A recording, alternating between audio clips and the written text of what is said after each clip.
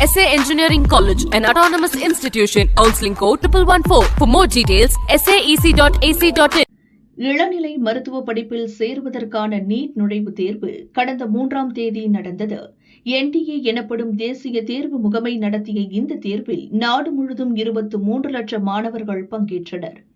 NEET தேர்வு வினாத்தாள் கசிந்ததாக எழுந்த புகாரை அடுத்து மே 3ஆம் தேதி நடந்த நீட் தேர்வு ரத்து செய்யப்படுவதாக அறிவிப்பு வெளியானது. இதுகுறித்த CBI விசாரணையில் இதுவரை 9 பேர் கைது செய்யப்பட்டுள்ளனர். இதற்கு முன்பும் ஏற்கனவே நீட் தேர்வு வினாக்கள் கசிந்த சம்பவங்கள் நடந்த நிலையில் தற்போது மீண்டும் அதுபோன்ற ஒரு நிகழ்வால் டாக்டர்கள் கொதிப்படைந்துள்ளனர். தொடர் தோல்விகளை சந்திக்கும் தேசிய தேர்வு முகமையை உடனே கலைக்க வேண்டும் அல்லது மறுசீரமைப்பு செய்ய வேண்டும் என இந்திய மருத்துவ சங்கங்களின் கூட்டமைப்பு சார்பில் சுப்ரீம் கோர்ட்டில் மனு தாக்கல் செய்யப்பட்டுள்ளது.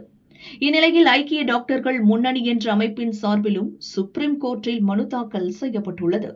கோடிக்கணக்கான மாணவர்களின் தலையெழுத்தை தீர்மானிக்கும் ஒரு முதன்மை தேர்வு முகமை 1860ஆம் ஆண்டின் சங்கங்கள் பதிவு சட்டத்தின் கீழ் தன்னாட்சி பெற்ற ஒரு தன்னார்வ தொண்டு நிறுவனம் போன்ற கட்டமைப்பில் இயங்குவது அநீதியானது.